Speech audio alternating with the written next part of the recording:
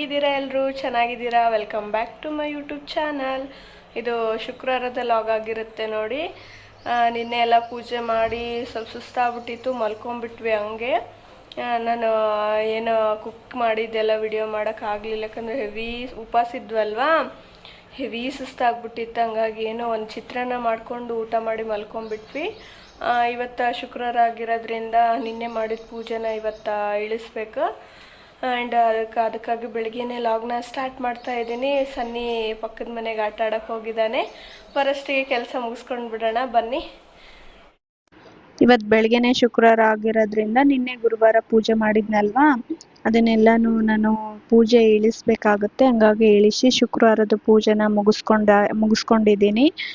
ಯಾಕೆಂದರೆ ಶುಕ್ರವಾರ ಆಗಿರೋದ್ರಿಂದ ಬೆಳಗ್ಗೆನೇ ಎದ್ಬಿಟ್ಟು ನಾನು ಪೂಜೆ ಎಲ್ಲ ಮುಗಿಸ್ಕೊಬೇಕಾಗಿತ್ತು. ನೀಟಾಗಿ ಪೂಜೆ ಮುಗಿಸ್ಕೊಂಡಿದ್ದೀನಿ. ನೋಡ್ತಿರ್ಬೋದು ನೀವು, ಪೂಜಾ ರೂಮ್ ಎಷ್ಟು ಚೆನ್ನಾಗಿ ಲಕ್ಷಣವಾಗಿ ಕಾಣಿಸ್ತಾ ಇದೆ. ಯಾಕಂದರೆ ಪೂಜೆ ಮಾಡಿದರೆ ಅದು ಮನೆದು ವೈಬೇ ಬೇರೆ ಅಂತಲೇ ಹೇಳ್ಬೋದು. ನನಗಂತೂ ಫುಲ್ ತುಂಬಾ ಖುಷಿ ಆಗುತ್ತೆ. ಈ ಥರ ಕಲರ್ಫುಲ್ಲಾಗಿ ಹೂವು ಮುಡಿಸ್ಬಿಟ್ಟು ಪೂಜೆ ಮಾಡೋದಂದರೆ ನನಗೆ ಏನೋ ಫುಲ್ ಖುಷಿ ನೋಡಿ. ಹಾಗೆ ನಾನು ನಿನ್ನೆ ನಳ ಹಾಕಿ ಹೋಗಿದ್ರಂತ ಹೇಳಿದ್ನಲ್ವ, ಅದ್ರ ಸರ್ವೆ ಮಾಡಕ್ಕೆ ಬಂದಿದ್ರು ಮನೆ ಹತ್ರ. ಅವರು ಎಲ್ಲನೂ ಡೀಟೇಲ್ಸ್ ಕೇಳಿ ನಮ್ಮದು ಒಂದು ಫೋಟೋ ತೆಗಿತಾರೆ. ನೆಕ್ಸ್ಟ್ ಅದು 6 ಮಂತ್ ಆಗೋಣ ಗೌರ್ಮೆಂಟ್ ನಳ ಬಿಡ್ತಾರಂತ. ಹಾಗಾಗಿ ಅವರು ಕೂಡ ನಂದೊಂದು ಫೋಟೋ ತೆಕ್ಕೊಂಡು ಪ್ರೂಫ್ ಅಂತ ಇಟ್ಕೊಂಡ್ರಲ್ವ, ನಾನು ವಿಡಿಯೋ ಮಾಡ್ಕೋಬೇಕಂತ ಮಾಡ್ಕೊತಿದ್ದೆ. ಹಾಗೆ ಸ್ವಲ್ಪ ಬೇಗನೆ ಎದ್ಬಿಟ್ಟು ಪೂಜೆ ಮಾಡ್ಕೊಂಡಲ್ವಾ, ನಾನು ಪಾತ್ರೆ ಎಲ್ಲ ತಿಕ್ಕಿರಲಿಲ್ಲ. ಹಂಗಾಗಿ ತೊಳೆದು ಬಿಡೋಣ ಅಂತ ತೊಳಿತಾ ಇದ್ದೀನಿ. ಏನೋ ಗುರುವಾರ ಪೂಜೆ ಮಾಡಿದ್ಮೇಲೆ ನೆಕ್ಸ್ಟ್ ಡೇ ಶುಕ್ರವಾರ ಆಗಿರುತ್ತಲ್ವ, ನನಗೆ ಬೆಳಗ್ಗೆನೇ ಪೂಜೆ ಆಗಿಬಿಡ್ಬೇಕು. ಒಂದು 7:30ಗೆಲ್ಲ ಪೂಜೆ ಕಂಪ್ಲೀಟ್ ಆಗಿರಬೇಕು. ಹಾಗಾಗಿ ನಾನು ನಿನ್ನೆ ದಿನವೂ ಸ್ವಲ್ಪ ಪಾತ್ರೆ ಉಳಿಸಿ ಹಾಗೆ ಮಲ್ಕೊಂಡ್ಬಿಟ್ಟಿದ್ದೆ. ಅದನ್ನು ಕೂಡ ಆಮೇಲೆ ತೊಳ್ಕೊಂಡು ಬಿಟ್ರಾಯ್ತಂತ ಹಾಗೆ ಇಟ್ಬಿಟ್ಟು ಪೂಜೆನ ಮುಗಿಸ್ಕೊಂಡ್ಬಿಟ್ಟೆ. ಅದನ್ನು ಕೂಡ ತೊಳ್ಕೊಂಡ್ಬಿಟ್ಟೆ ನೋಡಿ. ಇವಾಗ ಎಲ್ಲ ಗ್ಯಾಸಿನ ಕಟ್ಟೆ ಅದೆಲ್ಲ ಕ್ಲೀನ್ ಮಾಡೋಣ ಅಂತ ಮಾಡ್ತಾ ಇದ್ದೀನಿ. ಬೆಳಗ್ಗೆನೆ ಒಂದು ಲೈಟಾಗಿ ಮಾಡ್ಕೊಂಡಿದ್ದೆ, ಬಟ್ ಹಾಲು ಉಕ್ತು ಒಳ್ಳೆಯದೇ. ಶುಕ್ರವಾರ ದಿನ ಹಾಲು ಉಕ್ಕಿದ್ರೆ ನನಗೆ ಖುಷಿ ಆಯಿತು. ಹಾಗೆ ಸ್ವಲ್ಪ ತೊಳ್ಕೊಂಡು ಬಿಡೋಣ ಅಂತೇಳಿ ತೊಳಿತಾ ಇದ್ದೀನಿ. ಇನ್ನೇನಪ್ಪ ಅಂದರೆ ಬೇಸಿಗೆ ರಜೆ ಬಂದ ತಕ್ಷಣವೇ ಏನಾಗ್ಬಿಡುತ್ತೆ ಅಂದರೆ, ಇದು ಅಮ್ಮನ ಮನೆಗೆ ಹೋಗೋದು, ಗಂಡನ ಮನೆಗೆ ಹೋಗೋದು ಕಾಮನ್ ಆಗಿಬಿಡುತ್ತೆ. ಯಾಕಂದರೆ ಎಲ್ಲರೂ ಫ್ಯಾಮಿಲಿ ಮೆಂಬರ್ಸ್ ಎಲ್ಲನೂ ಬೇಸಿಗೆ ರಜೆಯಲ್ಲಿ ಸೇರ್ಕೊಂಡು ಬಿಟ್ಟಿರ್ತೀವಲ್ವಾ. ನಾವು ಒಬ್ಬೊಬ್ಬರೇ ಇರ್ತೀವಿ ಯಾವಾಗ ನೋಡಿದ್ರು. ಇವಾಗ ಫ್ಯಾಮಿಲಿ ಮೆಂಬರ್ಸ್ ಬಂದಾಗ ಅದ್ರ ಜೊತೆಗಿರೋಣ ಅಂತ ಅನ್ಸಕ್ಕೆ ಸ್ಟಾರ್ಟ್ ಆಗುತ್ತಲ್ವಾ. ಹಾಗಾಗಿ ನಾನು ಗುರುವಾರ ಪೂಜೆ ಇರೋದ್ರಿಂದ, ಶುಕ್ರವಾರ ಇರೋದ್ರಿಂದ ಪೂಜೆ ಮುಗಿಸ್ಕೊಂಡು ಹೋದ್ರಾಯ್ತಂತ ಮನೆಗೆ ಬಂದಿದ್ದೆ. ಪೂಜೆ ಮುಗಿಸ್ಕೊಂಡಾದ್ಮೇಲೆ ಮತ್ತೆ ನಾನು ಊರಿಗೆ ಹೋಗೋಣ ಅಂತೇಳಿ ಅಂದ್ಕೊಂಡು ಇವತ್ತು ಬೇಗನೆ ಕೆಲಸ ಮುಗಿಸ್ಕೊತಾ ಇದ್ದೀನಿ ನೋಡಿ. ಎಲ್ಲ ಪಾತ್ರೆ ಎಲ್ಲ ತೊಳ್ಕೊಂಡ್ಬಿಟ್ಟು ಎಲ್ಲನೂ ನೀಟಾಗಿ ಡಬ್ಬಾಕ್ತಾ ಇದ್ದೀನಿ. ನೆಕ್ಸ್ಟು ಇವಾಗ ಊರಿಗೆ ಹೋಗ್ಬೇಕಲ್ವಾ, ಹಂಗಾಗಿ ಎಲ್ಲನೂ ಇರುವೆ ಪೆನ್ಸಿಲಿಂದ ನೀಟಾಗಿ ಲೈನ್ ಹಾಕ್ಬಿಟ್ರೆ ನೆಕ್ಸ್ಟ್ ಟೈಮು ಯಾವುದೇ ಜಿರಳೆ ಆಗಿರಲಿ ಮತ್ತು ಇರುವೆ ಆಗಿರಲಿ ಗ್ಯಾಸಿನ ಕಟ್ಟೆ ಮೇಲೆ ಆಗಲ್ಲ ಅಂದ್ಬಿಟ್ಟು ಎಲ್ಲನೂ ನೀಟಾಗಿ ಮಾಡಿಟ್ಟು ನಾನು ಮತ್ತೆ ರಿಟರ್ನ್ ಊರಿಗೆ ಹೋಗ್ತಿದ್ದೀನಿ ನೋಡಿ. ಗುರುವಾರ ಆಗಿರೋದ್ರಿಂದ ನಾನು ವ್ರತನ ನಿಲ್ಸೋದು ಬೇಡ ಅಂದ್ಬಿಟ್ಟು ನಾನು ಬಂದಿದ್ದೆ.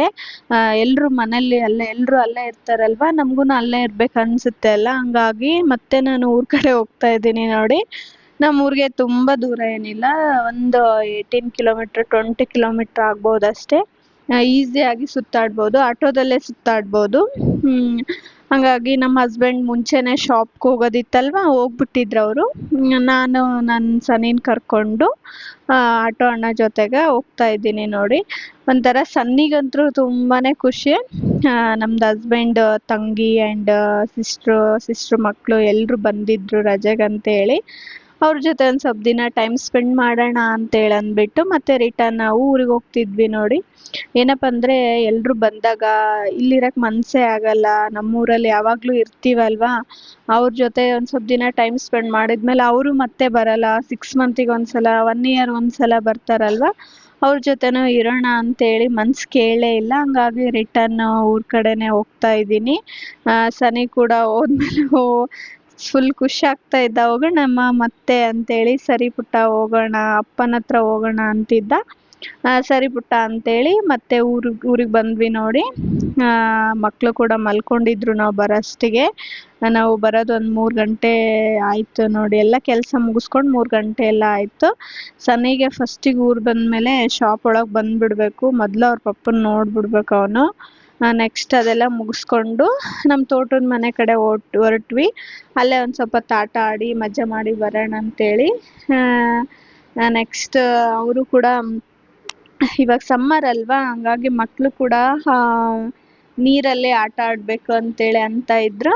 ಹಾಗಾಗಿ ಸ್ವಲ್ಪ ಹೊತ್ತು ಕರ್ಕೊಂಡು ಹೋಗಿ ಬರೋಣ ಅಂತೇಳಿ. ನಮ್ಮದು ತೋಟದ ಮನೆ ಅಂತೂ ತುಂಬಾನೇ ಸಖತ್ತಾಗಿದೆ. ಅಲ್ಲಿ ಹೋಗಿ ಮಕ್ಕಳಿಗೆ ಒಂದು ಸ್ವಲ್ಪ ಹೊತ್ತು ನೀರಲ್ಲಿ ಆಟ ಆಡಿಸಿ ಮಜಾ ಮಾಡಿಸಿ ಒಂದು ಸ್ವಲ್ಪ ಹೊತ್ತು ಅಲ್ಲೇ ಟೈಮ್ ಸ್ಪೆಂಡ್ ಮಾಡಿದ್ವಿ ನೋಡಿ. ಅಲ್ಲೇ ಒಂದಿನ ಉಳ್ಕೊಳ್ಳೋಣ ಅಂತೇಳಿ ಅಲ್ಲೇ ರಾತ್ರಿ ಎಲ್ಲ ಅಲ್ಲೇ ಉಳ್ಕೊಂಡ್ವಿ. ಹೀಗೆ ಮಾತಾಡ್ಕೊತ ಮಕ್ಕಳು ಕೂಡ ಟೈಮ್ ಸ್ಪೆಂಡ್ ಮಾಡ್ತಾ ಕುಂತ್ಕೊಂಡಿದ್ವಿ. ಸ್ವಲ್ಪ ಸಾಯಂಕಾಲ ಎಲ್ಲ ಆಗಿತ್ತು, ಟೀ ಕುಡ್ಕೊಂಡು. ಹಾಗೆ ನಾನು ವಿಡಿಯೋ ಮಾಡ್ಕೊತ ಇದ್ದೆ. ಅವ್ರ ಕಿತಾಪತಿ ಚಾಸ್ ಟೀ ಎಲ್ಲ ಮಾಡೋದು ವಿಡಿಯೋ ಅಪ್ಲೋಡ್ ಮಾಡಬೇಕಲ್ವಾ ಅಂದ್ಬಿಟ್ಟು.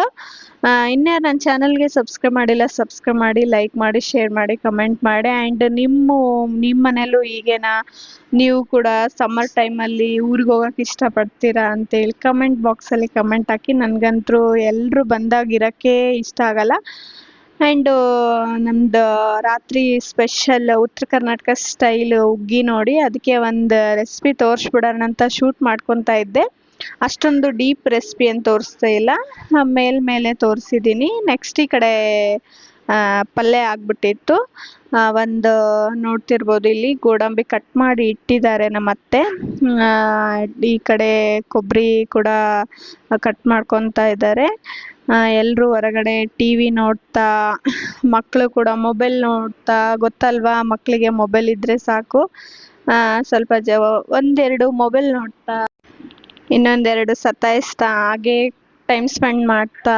ನಾವು ಇದೇ ಥರ. ನಾನು ಯಾಕೆ ಲಾಗ್ ಜಾಸ್ತಿ ಹಾಕಲ್ಲ ಅಂದರೆ ಮಕ್ಕಳ ಜೊತೆಗೆ ಟೈಮ್ ಹೋಗೋದೇ ಗೊತ್ತಾಗಲ್ಲ. ವಿಡಿಯೋ ಶೂಟ್ ಮಾಡ್ಕೊಳ್ಳೋಕ್ಕೆ ನೆನಪಿರಲ್ಲ ನನಗಂತೂ.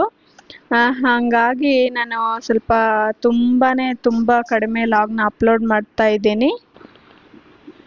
ಸನಿ ನೋಡಿ ಎಷ್ಟು ಕಿತಾಪತಿ ಮಾಡ್ತಾ ಇದ್ದಾನೆ ಅಂತಂದರೆ, ನೀರು ಹಿಡಿಯೋಕ್ಕೆ ಬರಲ್ಲ, ಬಟ್ ಬಿಲ್ಡಪ್ಪಿಗೆ ಏನು ಕಮ್ಮಿ ಇಲ್ಲ. ನೀರು ತಾನೇ ಹಿಡ್ಕೊಂಡು ಕುಡಿತೀನಿ ಅಂತ ಇದ್ದ. ಅದಕ್ಕೆ ನಗು ಬರ್ತಾ ಇತ್ತು. ಹಾಗೆ ಒಂದು ವಿಡಿಯೋ ಮಾಡ್ಕೊಂಡು ನಿಮಗೂ ತೋರಿಸೋಣ ಅಂತ ಅಪ್ಲೋಡ್ ಮಾಡ್ತಾ ಇದ್ದೀನಿ. ಅವನಿಗೆ ಸರಿಯಾಗಿ ಗ್ಲಾಸೇ ಹಿಡಿಯೋಕ್ಕೆ ಬರಲ್ಲ, ಬಟ್ ನೀರು ನಾನೇ ಆನ್ ಮಾಡ್ಕೊತೀನಿ ಅಂತ ಅಂತಿದ್ದ. ನನಗೆ ನಗುನೇ ಕಂಟ್ರೋಲ್ ಆಗ್ತಾ ಇರಲಿಲ್ಲ. ಹೀಗೆ ನೋಡಿ ಮಕ್ಕಳ ಜೊತೆಗೆ ಟೈಮ್ ಹೋಗೋದೇ ಗೊತ್ತಾಗಲ್ಲ. ಇಲ್ಲಿ ನೋಡಿ ಇವಳು ಹೇಗೆ ಆಟ ಆಡ್ತಾ ಇದ್ದಾಳೆ. ಹಿಂಗೆ ಮಕ್ಕಳು ಟೈಮ್ ಸ್ಪೆಂಡ್ ಮಾಡ್ತಾ, ನಾವು ಕೂಡ ಆ ಕಡೆ ಈ ಕಡೆ ಮಾತಾಡ್ತಾ ಕುಂತ್ಕೊಂಡಿದ್ವಿ. ಇವತ್ತು ಉತ್ತರ ಕರ್ನಾಟಕ ಶೈಲಿಯ ರಾತ್ರಿ ಆಗಿತ್ತಲ್ವಾ, ಸ್ವೀಟ್ ಮಾಡೋಣ ಎಲ್ಲರೂ ಬಂದಿದ್ದಾರೆ ಅಂತ ಹೇಳ್ಬಿಟ್ಟು ನಮ್ಮ ಅತ್ತೆ ಹುಗ್ಗಿ ಮಾಡ್ತಾ ಇದ್ರು ನೋಡಿ. ಇದು ಯಾವ ಥರ ಮಾಡೋದಂದರೆ ತುಂಬಾ ಈಸಿ ರೆಸಿಪಿ. ಈ ಥರ ಹುಗ್ಗಿದು ಒಂದು ಪ್ಯಾಕೆಟ್ ಸಿಗುತ್ತೆ ರೆಡಿಮೆಂಟು. ಅದನ್ನು ಅನ್ನದ ಥರ ಬೇಯಿಸ್ಕೊಂಡು ಅದಕ್ಕೆ ರುಚಿಗೆ ತಕ್ಕಷ್ಟು ಬೆಲ್ಲನ ಆ್ಯಡ್ ಮಾಡ್ಬೇಕು ನೋಡಿ. ಈ ಥರ ಹುಗ್ಗಿದು ಗೋಧಿ ಅಂತೇಳಿ ಸಿಗುತ್ತೆ ಎಲ್ಲ ಶಾಪಲ್ಲಿ. ಉತ್ತರ ಕರ್ನಾಟಕ ಕಡೆ, ನನಗೆ ಬೇರೆ ಕಡೆ ಗೊತ್ತಿಲ್ಲ. ಅದನ್ನು ನಾವು ಒಂದು 1 ಅವರ್ ನೆನೆ ಹಾಕ್ಕೊಂಡು ನೀರಲ್ಲಿ, ತಣ್ಣೀರಲ್ಲಿ ನೆನೆ ಹಾಕ್ಬಿಟ್ಟು, ಇವಾಗ ಅನ್ನ ನಾವು ಕುಕ್ಕರಲ್ಲಿ ಯಾವ ಥರ ವಿಸಿಲ್ ಹೊಡಿಸ್ತೀವಲ್ವ, ಆ ಥರ ಒಂದು 3 ವಿಸಿಲ್ನ ಜಾಸ್ತಿ ನೀರಿಟ್ಬಿಟ್ಟು ಹೊಡಿಸಿ, ಈ ಥರ ಬೆಲ್ಲನ ನಮ್ಗೆ ಎಷ್ಟು ಬೇಕಾಗುತ್ತಲ್ವ ಅಷ್ಟು ಬೆಲ್ಲನ ನಾವು ನೀಟಾಗಿ ಮಿಕ್ಸ್ ಮಾಡ್ಕೊಳ್ಬೇಕಾಗುತ್ತೆ ನೋಡಿ. ಇಲ್ಲಿ ನಿಮಗೆ ಇಷ್ಟ ಆದರೆ ಬಾದಾಮಿ, ಗೋಡಂಬಿ, ಬಾದಾಮಿ ಆ್ಯಡ್ ಮಾಡಬಾರ್ದು, ಗೋಡಂಬಿ, ದ್ರಾಕ್ಷಿನ ಕೂಡ ನೀವು ಹಾಕೋಬೇಕು. ಇಲ್ಲಿ ನೋಡ್ತಿರ್ಬೋದು ಎಷ್ಟು ಗಮ್ಮಂತ ಸ್ಮೆಲ್ ಬರ್ತಾ ಇತ್ತು ಗೊತ್ತಾ. ನೀವು ಮನೇಲಿ ಒಂದ್ಸಲ ಟ್ರೈ ಮಾಡಿ ನೋಡಿ. ನಾವು ಈ ಕಡೆ ನೋಡಿ ಗೋಡಂಬಿ ಮತ್ತು ನಾವೇನೇ ದ್ರಾಕ್ಷಿ ಹಾಕೋದು ಬೇಡ ಅಂತ ಅಂದ್ವಿ. ಹಾಗಾಗಿ ಅತ್ತೆ ಗೋಡಂಬಿನ ಮಾತ್ರ ತುಪ್ಪದಲ್ಲಿ ಹುರ್ಕೊಂಡು ಆ್ಯಡ್ ಮಾಡ್ತಾ ಇದ್ದಾರೆ.